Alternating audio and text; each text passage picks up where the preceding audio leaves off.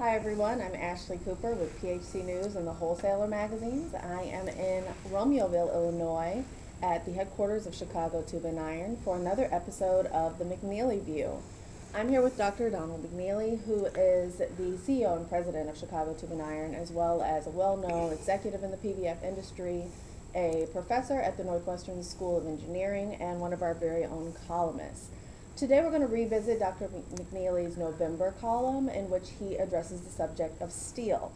And I'm no engineer, so can you start me with the basics, a primer? Because the quarter is just wrapping up at Northwestern University, I have student meetings. We're grading the final that explains the informal attire. I'd like to ask your permission, can I use a visual to answer your question? Yeah, let's take a moment. We're going to step back to the board. There's a lot of confusion because much of the United States steel industry is influenced by the international steel industry. That steel industry, much capacity is contained in communist bloc countries. So then the question is how viable, how valid is the data, the metric, the measurement coming out of those environments. So if you look at capacity in the world, who has it? What type of market exists? Where is it? Check today, you're going to have a situation where there's 1.5 billion tons of steelmaking capacity in that world. We have something called a short ton. So let's say 1 short ton.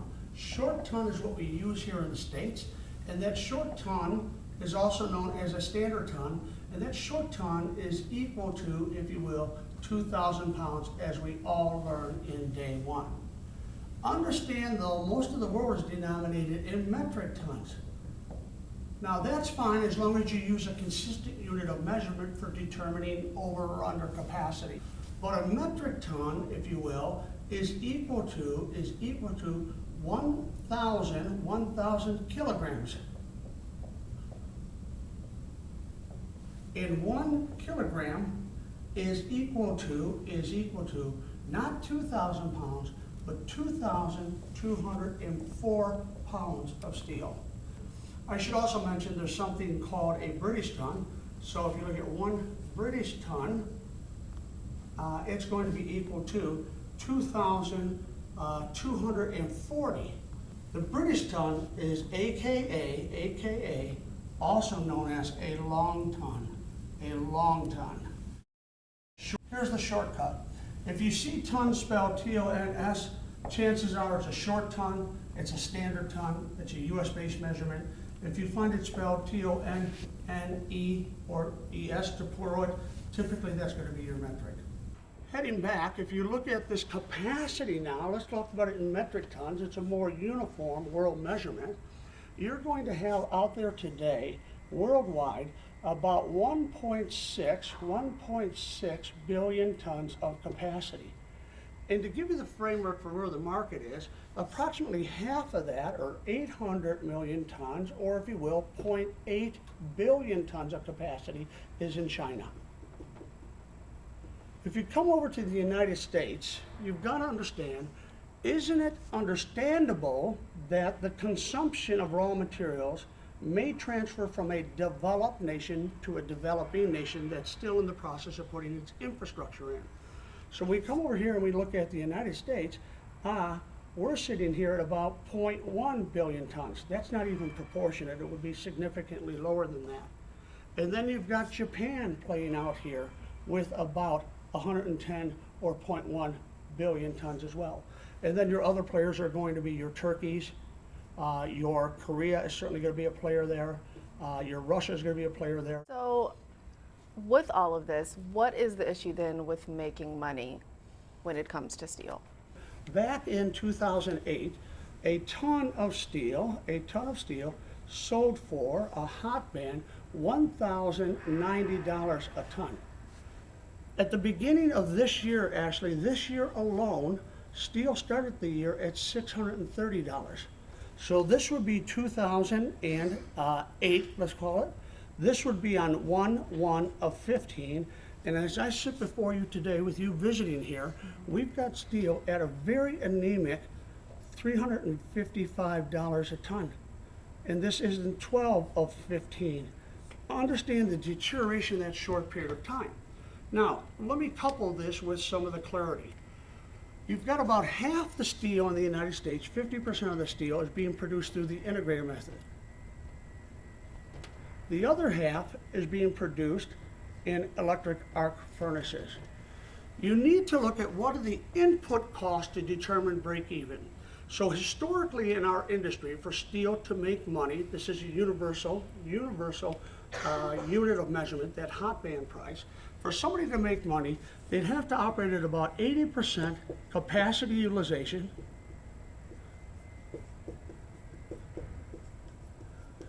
And if you look at the input costs historically, break even was going to be somewhere around $600 a ton.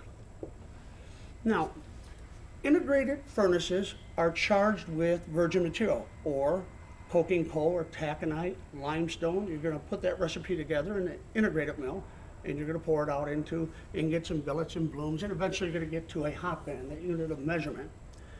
In this process, if we follow the cost of ore and we follow the cost of coal, we'll have an idea of what's going to happen with steel pricing. Those commodity input costs are cascading. They are absolutely imploding. In a non-integrated electric arc furnace, also known as a mini mill, they charge that furnace not with virgin material but with scrap. So as a steel guy, a pipe valve and fitting guy, if I could follow ore and I could follow coal and I can follow scrap, I can kind of get an indicator where the industry's going. So I suggest to you, in light of these world forces, this $600 a ton is probably significantly lower.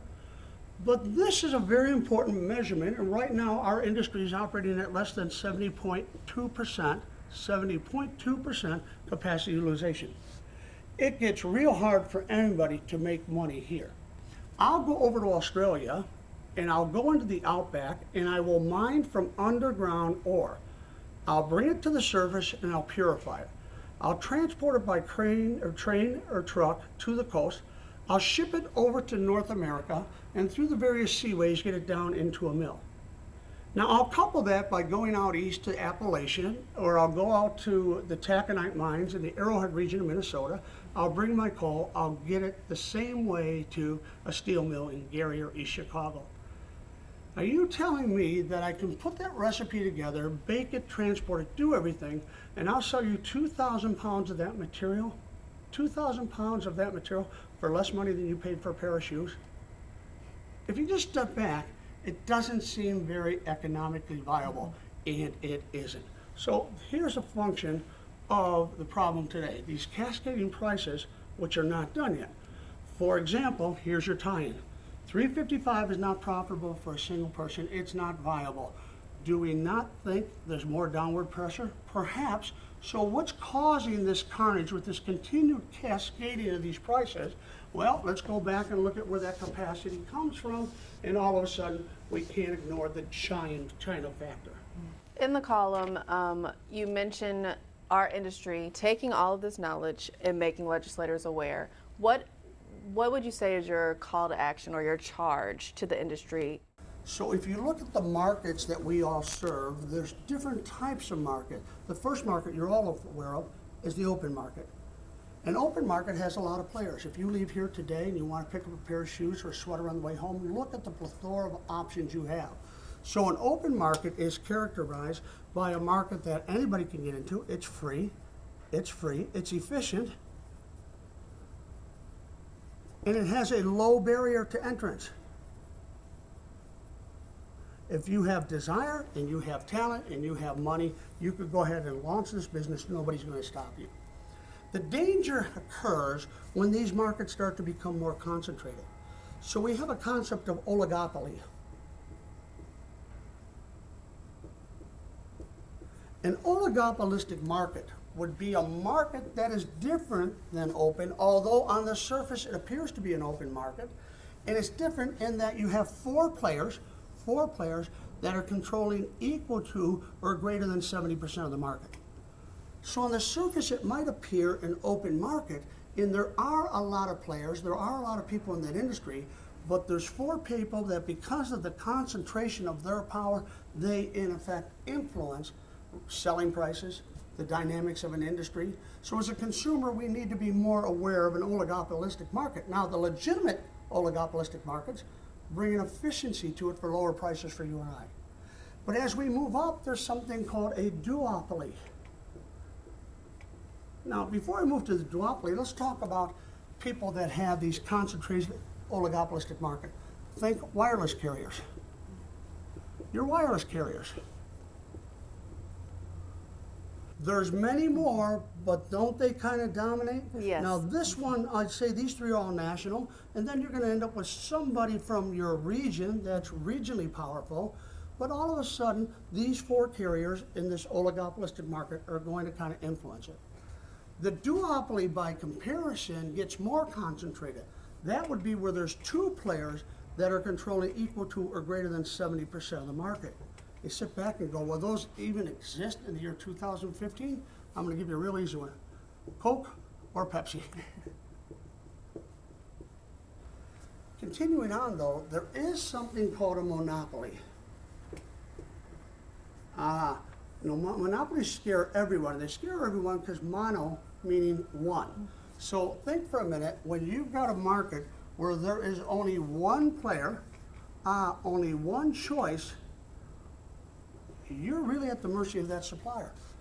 Think of a utility. You really only have one utility because the environment cannot handle 4 or 5 utilities digging up your streets to put 4 or 5 pipelines in, running all those wires overhead. So they typically will grant a utility a monopolistic status, but they put with that a citizens utility board. You know, here in the Chicago area, you have CUP. They absolutely keep their finger on the pulse to make sure the consumers aren't being exploited. But there are other monopolies that people don't realize every day. What if you and I wanted to go play professional football in America? You have one option. That option is called the NFL, is it not? If you want to play basketball, it's the NBA. If you want to play hockey, it's the National Hockey League. If you want to play here, those two are monopolies. So Ashlei, of these different markets, which do you think is the most dangerous to the society or to a consumer? I would say the monopoly. Yeah, absolutely, because we don't have any choice. There is an animal worse than a monopoly, and it's called an SOE, or if you will, a state-owned enterprise. So this is where the government owns that industry. State-owned enterprise doesn't even have the obligation to earn a profit. The government sees that it's a position, an optic of pride to have their own steel industry.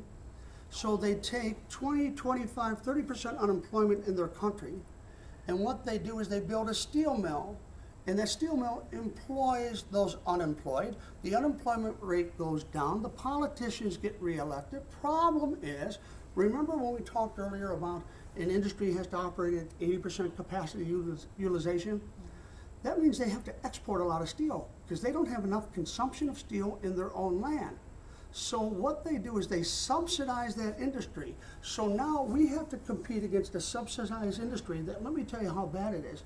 Not only do they not have to make money, they don't even have to break even because the government will accept or underwrite 100% of their loans. So A, no obligation for profit, B, no obligation to break even, C, no obligation for efficiency because all of their losses are going to be subsidized by their government. So in effect, what they end up doing is shipping their steel to foreign countries. They ship it to America. But not only are they exporting their steel, they're also exporting their unemployment. So the final point to this primer, if you will, is the question becomes, well, what % of the world out there is state-owned? If this is the world steel capacity, remember I said to you that it's 1.6 billion tons, 1.6 metric tons, billion metric tons. You need to understand that 66% of the world's steel making capacity, 66% is state-owned. It's a mere 33% that still has to compete in the private world. Mm-hmm. And the answer, as you asked earlier, simply enforce the trade laws on the books. We don't need more departments. We don't need more bureaucracy. We don't need more regulation. Well, you've definitely earned your keep as a professor today. I read the article beforehand, and now I feel like I have an even better understanding sitting with you today. Thank you so much for taking the time to walk through with me and for our viewers. If you would like to see more or refer back to Dr. McNeeley's column, feel free to visit us at phcnews.com or thewholesaler.com.